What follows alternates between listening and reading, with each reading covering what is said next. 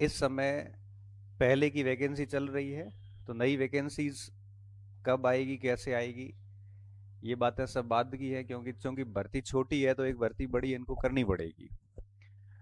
सरकार ने पैरवी की नहीं, और बिना पैरवी आपको पता है कि 30,000 की डीपीसी अटक गई, तो वो वैकेंसी है वो अब आगे निकलेगी। आगे का मतलब 27 में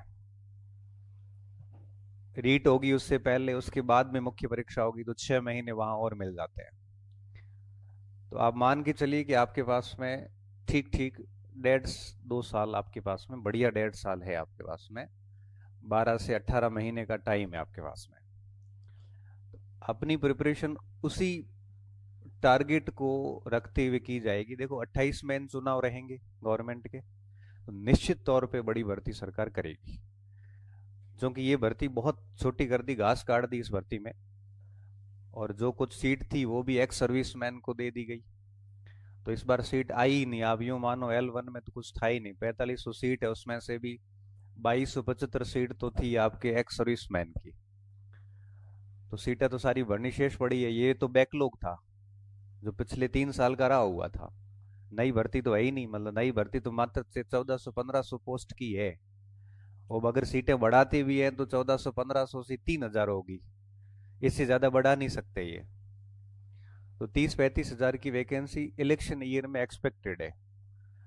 तो हम उस वैकेंसी को टारगेट करके इस बैच को ले रहे हैं, पहली बात।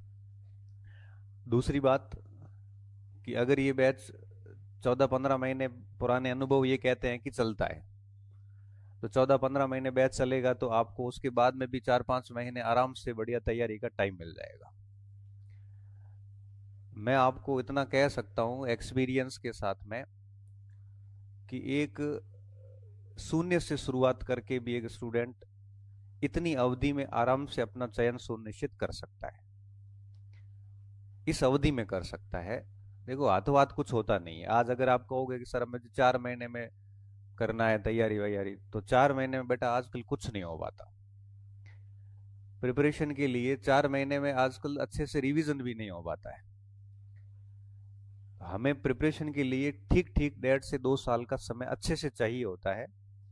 और आप इस मामले में थोड़े जागरूक और मुझे समझदार इसलिए लगे कि अपीयरिंग होते हुए आपने ये ध्यान लगाया कि हाँ अभी से तैयारी करेंगे, तो परीक्षा तक जाते जाते ऐसे मुंह उतारना नहीं पड़ेगा।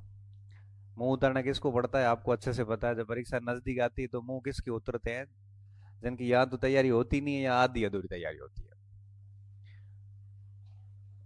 तो ये आपकी जागरूकता जो है ये सबसे अच्छी लगी मुझे, कि कम से कम अपीयरिंग में आपने ये सोचा, और सोचना भी चाहिए। आपने बीएसटीसी कर किस लिए की थी?